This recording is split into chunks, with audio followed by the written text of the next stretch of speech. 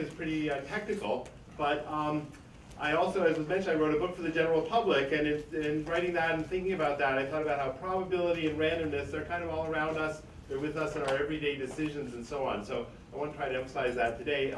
To get us started, let me ask you a question. Here's a hypothetical question. Suppose I give you the following offer. You get to see a pretty good movie tonight, and in exchange, the only catch is there's one chance in 7 million that you will instantly be struck dead.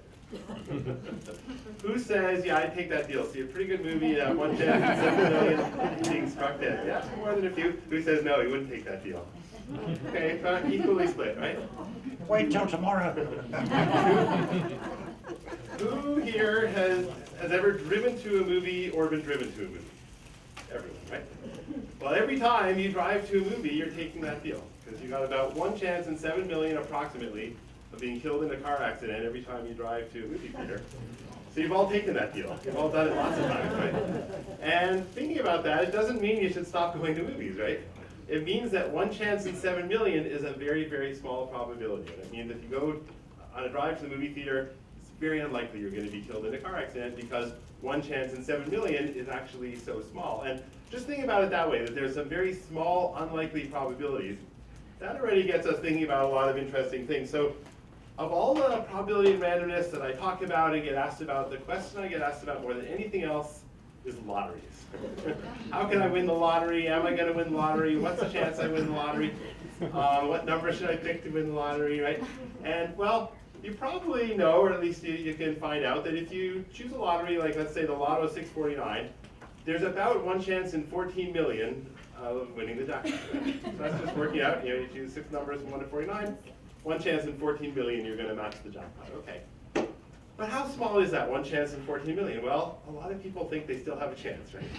Still going to win the jackpot. So how can you put that in perspective? Well, compared to that one chance in 14 million of winning the jackpot, it's about 3 times as likely that within the next year you will be killed by a bolt of lightning.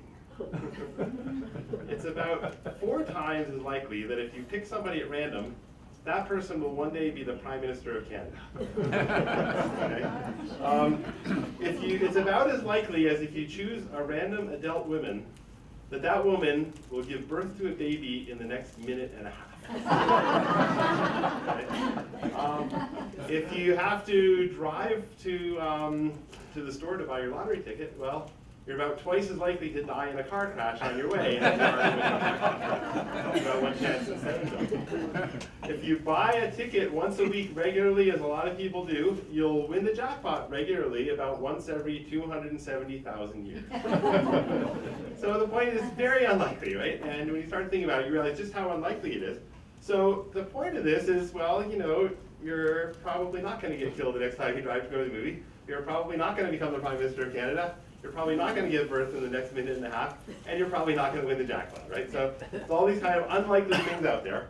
And this kind of hit home to me back when I was a graduate student, and I had to fly, well, I was planning to fly to John F. Kennedy Airport in New York City in order to visit some relatives. And exactly 1 week before my flight, there was a big airplane crash at John F. Kennedy Airport in New York City, and 73 people died.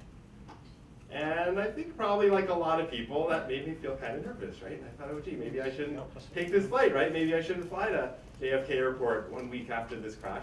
And then I said, now wait a minute, I'm a graduate student studying probability theory.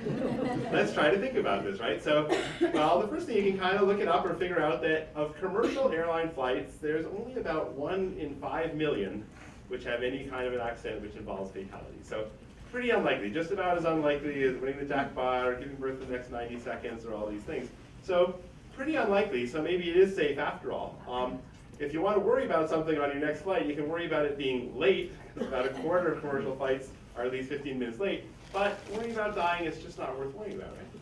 Then you say, well, what about this is at John F. Kennedy Airport in New York City? Well, there's over 5,000 flights every week just into John F. Kennedy Airport in New York City. So even if I knew that somehow, this is a bad airport and within the next week there's going to be another fatal crash at this airport, there'd still be less than 1 chance in 5,000 that it would be my flight, right? So when you start thinking about these things, you start realizing actually maybe it's okay to fly, right? And even if there has been an accident, it's still okay to fly. And you know, I talk about this kind of thing in the media and so on, and somebody asked me on the radio shortly after I said it, they say, well, come on, I mean, maybe you've got all these fancy statistics, but does this really help you when you're up in the plane and there's a little turbulence and you're feeling nervous and so on? And my attitude is, yes, it does, if you really stop and think about how unlikely the probabilities are. Okay? So if there's any one thing I can say, it's, you know, if something's really unlikely, you shouldn't worry about it, you shouldn't hope for it, you shouldn't plan for it. So you're not going to win the jackpot, you're not going to be killed the next time that you fly. And that kind of applies to a lot of other things we tend to worry about, right? Like there'll be a headline that some child was abducted and some horrible thing, and everyone worries, you know, my child's going to be next. But if you think about it, the reason we see these headlines is because it's so unlikely and it's so rare. You don't see a lot of headlines that say, you know, man dies of heart attack, because it happens a lot, unfortunately. And in fact, over a third of Canadians will actually die from cardiovascular disease, as you may know. And one of the stress factors, one of the risk factors associated with cardiovascular disease is stress, right? So probably more people die of heart attacks worrying about their airplane crashing than actually die in an airplane crash or have their child abducted and so on. So again, you don't need to worry about these things that have very small probabilities. But some of these things come up which seem a little more worrying.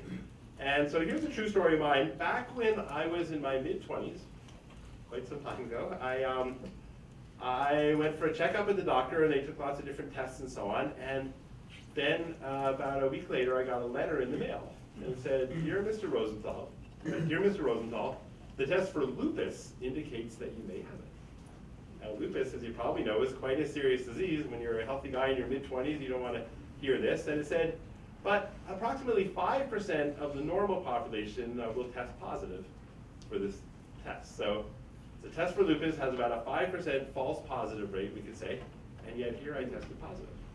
And it said, you know, call to make an appointment to come back and we'll do another test and we'll eventually figure out whether you really do have lupus.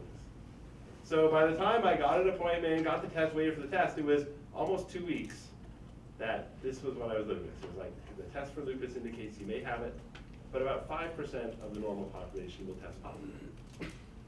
So what does that mean? If you think about it, well, at first kind of sounds like if 5% of the normal population will test positive and I tested positive, maybe there's a 95% chance that I have the disease, right? And it sounds pretty bad. So then I was, you know, at this point I was a young professor of probability theory. I thought, let's see, what can I try to do to understand this better? Well, it turns out a little less than 1% of the population will eventually develop symptoms of lupus. So if I tested positive for a test that has a 5% false positive rate, what does that mean? Well, it means I'm either part of the 1% who actually has lupus, or I'm part of the 5% who will test positive but false. So I'm part of the 6%. And then you say, of that 6%, how many of them actually have lupus? Well, it's 1% out of that 6% that actually have lupus, right? So if you just turn it around, this is what we call conditional probability. It's really saying that conditional on knowing that I tested positive on this disease, I actually had about 1 chance in 6 of actually having lupus. That's about 17%. Now it's still more than you'd like, right? Compared to the chance of dying in a car crash or winning the lottery or anything like that. It's more than you'd like, but it's a heck of a lot less than a 95% chance. So it was enough to kind of calm me down, let me wait for the full test, and it turned out I did not have lupus. But that's a case where a little conditional probability goes a long way. And I tell people the story, they say, well, wait a minute, why didn't the doctor's letter tell you that you only had 1 chance in 6 of having lupus, right? Pretty good question, right? And I kind of think there's probably 2 answers. One is that the medical profession is not particularly oriented towards alleviating anxiety. Not the way they tend to think, unfortunately, so I think that's why people often get more anxious than they need to be. But also, I'm not sure that the doctor could have done that little conditional probability calculation, right? It's not a hard calculation, but it's not the way we tend to think. So thinking about things in probabilistic terms can actually help you understand things better. So let me talk a little more about sort of how we weigh evidence more generally, because you can think of this all as, you know, you get some information like a positive lupus test, or I bought a lottery ticket and you want to know, okay, what can we infer from that? What's likely to happen? Well, let's imagine, to make it simple, let's imagine I'm flipping a coin. So we probability people, we love to flip coins, right? And a fair coin should be heads half the time and tails half the time. And maybe I'm using it, let's say, to divide something up. Maybe we have some candy and I say, tell you what, heads I get the next piece of candy and tails you get the next piece, right? Now, suppose I flip the coin once and it comes up heads. I say, okay, I get that first piece, right? What if I flip it again and it comes up heads again? Well, I get that piece too. And what if at some point you learn that because of my interest in probabilities and coin tossing, I happen to own a two-headed coin, which is a true statement. You can buy them in magic stores, and I have. They cost a lot more than the 5 cents that it looks like. It looks like a 5-cent piece, but costs a few dollars, but you can buy a two-headed coin. And you might start to wonder, maybe I'm cheating, right? Maybe these heads aren't what they should be. And so suppose you're getting a little suspicious, right? Here I flipped the coin, it came up heads, I won the candy. I flipped it again, it came up heads, I won the candy. And you want to know at what point should you accuse me of cheating? Okay. So, well, suppose it just happens once. Suppose I flip a coin, it comes up heads, I win the candy. Well, have you got enough evidence to accuse me? Surely not, right? Because why? Because I could have gotten lucky, right? It was 50-50 whether I'd win the candy or you'd win the candy. So, not much evidence there. What if it happens twice in a row? Well, do you have enough evidence to accuse me of cheating? Probably not, right? I could have gotten lucky twice in a row, right? And in fact, if the coin was fair, the probability that I would win twice in a row, well, it's a half times a half, or a quarter, or a 25%. So there's a 25% chance that it was just luck alone. What if I get heads 3 times in a row? Now are you going to accuse me of cheating? Starting to? What if it's 5 times in a row? Yeah. Then you're accusing me? What if it's 10 times in a row? For sure. So the point is there's this issue of how much evidence has to accumulate before we can reach a conclusion. In this case, the evidence would be the heads that are coming up. The conclusion would be that I'm cheating. And if you start thinking about how much evidence do we need before we can draw a conclusion, then you're all statisticians, because that's what we statisticians do in a nutshell. We get evidence, we try to figure out how much evidence do we need in order to form a conclusion. So one way that we often think about it is what's called the p-value, and some of you will know the p-value. And the p-value is just supposed to represent the probability that we would have obtained such a result just by chance alone, if there were no actual effect. So in the case of the candy, suppose I really was being fair, I really had a fair coin. What's the chance? Well, if I just won it once, we already said the chance I would have won that just by luck alone, that's 50%, right? 1 chance in 2. If I win twice in a row, well, now it's a half times a half, or 25%. If I win 3 times in a row, the probability I would have done that by luck alone, the half times a half times a half, or 1/8, or a 12.5%.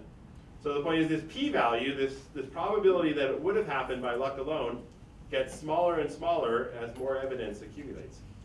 And there's a standard that's used quite widely in the medical sciences, the social sciences, and the hard sciences to say how small the p-value has to be, this probability that it was all just luck, how small that has to be before you say, no, we can really conclude something. And probably some of you know, does anyone know what's the standard cutoff for the p-value? You say if the p-value is less than something, then we've proven some conclusion. 0.05, exactly. So you have a standard 0.05 or 1 chance in 20. And we say if it's less than that, so if there's less than 1 chance in 20 or less than 5% chance that it was all just luck, then we've reached a conclusion. So with this candy thing, well, if I get heads once, that's 50%, doesn't prove anything. Get heads twice, still 25% p-value, that doesn't prove anything. Get heads 3 times, that's a 12.5% p-value, doesn't prove anything. How many times? Well, if I get heads 5 times in a row, what's the chance that would have happened by luck alone? Well, it's a half times a half times a half times a half times a half, which is 1 chance in 32, or about 3.1%. So by the usual standards of medical science and social sciences, we say if I get heads 5 times in a row, maybe that means I cheated, right? Now you can accuse me, say, hey, you cheated, you had a 2-headed coin. Now you might think, well, who cares about this candy and this coin tossing, right? But exactly the same calculation applies in a medical experiment. So for example, suppose there's a disease which has a 50% fatality rate. Half the people who get this disease die. And then a drug company comes along and say, we have a new pill, we think it's going to cure the disease, it's going to save people who have this disease. And you give that pill to one patient and the patient lives. Well, there was a 50-50 chance that they would have lived anyway, because it only had a 50% fatality rate. But if they save 2 patients in a row, that's only 25%. So if they save 5 patients in a row, they have a p-value of 3.1%. So the point is exactly the same calculation says if this drug company can come along and save 5 patients in a row, then they've proven that their drug works. And that means they can publish in a medical journal that their drug works, and they can advertise that their drug works, and they can tell doctors you should prescribe this drug because we've proven that it works. So this is the usual standard, and sort of something to think about, right? Because first of all, it means that as many as one medical study in 20 could have just been luck alone, right? And this p-value is just about 1 chance in 20.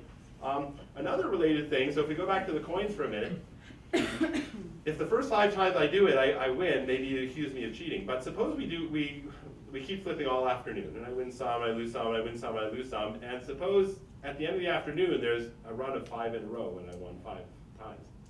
Well, that doesn't really prove anything, right? Because we had all these different coin flips. And that's also the same with medical studies. So if a drug company is allowed to run a whole bunch of studies and see what the p-value is each time, and if eventually they get a study where the p-value is really small, then you should look on that with suspicion, because that's going to happen by luck sometimes anyway. So in other words, if you're evaluating evidence, whether it's medical or scientific or anything else, you need to make sure you have all the data, you know about all the studies, or were any studies done in secret.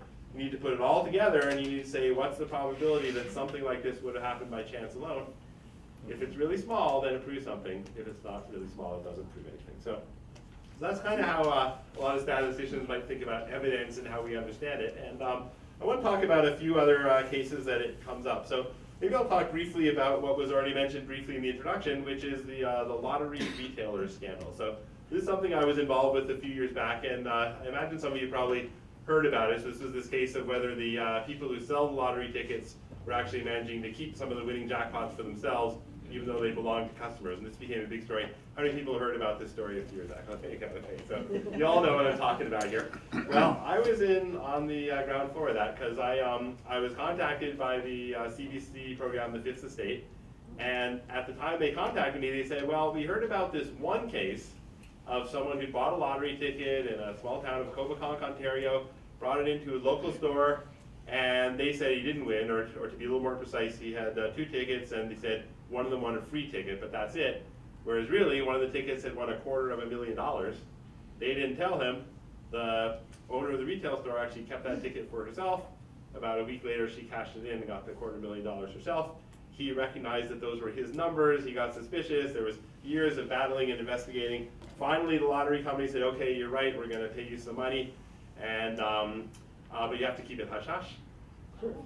Fifth Estate heard about it, and they said, why do they want to keep it hush-hush? Maybe there's other cases out there. And that's when they called me, and they said, they're trying to get together some statistics, and they want me to try to analyze them.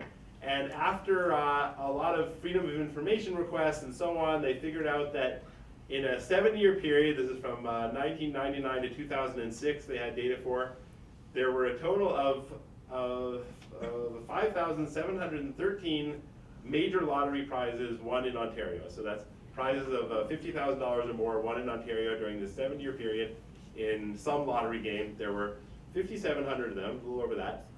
And just right about 200 of them were recorded as being won by people who worked in lottery retail stores. So then the question is that a lot? Is that too many? Does that prove something? Is that like me winning the candy over and over again, right? So I had to try to sort that out. One issue was, how many people are there out there in Ontario who are selling lottery tickets in retail stores? Nobody really knew, it turned out, but they knew the number of locations, and with some surveys and piecing things together, we got a figure for that. Then how much do those lottery retailers spend on lottery tickets? And again, nobody knew, there were some surveys and stuff. Turned out they spent approximately 1.5 times as much on average as the average Ontario adult. So we kind of factored that all in, and then I went through the numbers and said, well, given all that, of these 5,700 major prizes, how many would we expect these lottery retailers to have won? And should it be as many as 200, or is that an extreme value? So it turned out that depending on exactly which assumptions and numbers you used, it was something like maybe 35 or maybe 57 at most of these 200 wins, sorry, of the 5,700 wins that we might expect the lottery retailers to win. So we might expect them to win, maybe 57, and they actually won about 200. Sounds like too many, right? But I mean, it doesn't necessarily sound like so much too many, right? So it's maybe something like 4 times as many as you'd expect. You could ask, well, is that really that unlikely? So I had to check that, and it turns out it is. So, it turns out those numbers are large enough that 200 and 57 that somehow if you're expected to win about 57, you just won't win 200. You might win 60 or 65, you won't win 200 of them. So I said, yeah, I think there's clear evidence here that based on the statistics that we have, that these lottery retailers are actually winning more than they should, and therefore they must actually be taking these tickets, not just in that one case, but actually in more cases too. And I thought this was, one more little calculation for the media, and it might get its few minutes on the news, but actually became this huge story, as all of you know because you put up your hand, and the front page news. It was debated in the Ontario legislature. It led to an investigation by the Ombudsman of Ontario, led to the CEO of the Ontario Lottery Corporation being fired, led to new rules for people signing tickets and checking their own tickets. Eventually it led to a police investigation, and several retailers were tracked down and arrested for criminal fraud and actually spent time in jail. Millions of dollars was uncovered and repaid to rightful owners, including a $12.5 million payout plus interest that was eventually paid to rightful owners. So this huge, and also had implications in other provinces and even in other states, and just this huge story that spread. And to me, the thing is, it all happened because of a little statistical analysis. All happened because we said, yeah, it's just too unlikely that they would win as many of these prizes as they were recorded as winning. So that's just an example. You have to weigh the evidence, see if it really does prove anything, but if it does, it can have a big impact. So let me talk about a different perspective about evidence or surprising things and what impact they do or don't have, and then I'll try to relate it actually to some legal cases I've been thinking about more recently. But let me start off with another true story about myself, and this is back when I was in my early teens, living in Scarborough, Ontario, and my family decided to go on a trip to Disney World in Florida. Okay, great, we went to Disney World, we spent a couple days, we went on rides, we waited in long lineups, we did all the things that you do at Disney World. And in the middle of it all, we look up, and there is my father's cousin, Phil. Hi, Phil. And Phil lives in Connecticut with his family. We didn't know he was going to Florida. We lived in Scarborough. He didn't know we were going to Florida. Here we are, we run into each other at Disney World. Wow, And what do you make of that? Well, when you first think about it, you might think, well, at the time, there were about 230 million people living in the United States. But maybe the chance that we saw my dad's cousin Phil was one chance in 230 million, right? If so, it's an astounding coincidence, right? And then people wonder, does it have special cosmic significance or fate or divine intervention or what's going on here? Well, when I was writing my book, I figured I better think about this a little more. And so part of it, by getting a little bit of a perspective, you can understand it a little differently. So one thing I realized is that my dad's cousin Phil wasn't the only person that we would have been really surprised to see in Disney World, right? What about my dad's other cousin, or my mom's cousin, or my cousin, or my neighbor, or my best friend from elementary school, or my piano teacher, right? I mean, you start realizing there's lots and lots of people that if you ran into them at Disney World, wow, it'd be really surprising. So maybe a few hundred, right? So right away you say it's not one chance in 230 million, it's a few hundred chances out of 230 million. But then you say, well, we didn't just see one person while we were at Disney World, right? We spent a few days in all these lineups, bumping into people, seeing people. There's probably at least a few thousand people that we saw close enough that if they'd been someone we knew, we would recognize them. So then you say, what's the chance that we would eventually recognize somebody? Well, it's kind of a few hundred different people that it would have been really surprising to see, multiplied by a few thousand different faces that we saw while we were at Disney World, and take that divided by 230 million. When you put that all together, and I talked about this more in the book, it works out to approximately 1/2 of 1% chance. So approximately one chance in 200, or so. It's a little hard to be precise, but roughly one chance in 200 that if I or you or anyone goes on a trip to Disney World for a couple of days and waits in lots of lines and so on, about one chance in 200 that you will see somebody that you know and that you're surprised to see. Now that's still pretty small, right? One chance in 200, so it's not going to happen every time you go to Disney World. But over the course of a lifetime of traveling to different places, joining different clubs, meeting different people in different contexts, it's not so unlikely that at some point you're going to have a meeting like that, right? Just by chance alone. And in fact, I maybe ask by a show of hands whether you have some story like that where in a completely unexpected context location you ran into somebody and it was completely surprising. There you go, probably about half the people, maybe more. So I kind of argued this in the book, and I said at the time, I was just writing the book, I said, I think probably it's going to be at least half the people. And then I gave talks and I found out, and it turns out it's true, right? That usually when I ask that question, I get something like half the people or more who put up their hands. And so what does that mean? So the point is, with all these things going on, every time it happens, it's kind of fun and exciting, right? But it also means that maybe there's no special meaning to it, no special influence that made it happen. It's just going to happen by chance. Okay. So that's one perspective that I have. And once I started thinking this way, it comes up a lot. So for example, I was interviewed a couple years ago by a TV program, and they were doing a special on an amazing story. So where there was a family living in Massachusetts that went on a vacation to Hawaii, went to some little obscure beach in Hawaii, and started chatting with some guy there who offered to take their photograph. He sounded like he was originally from Massachusetts too. They started chatting, who do you know?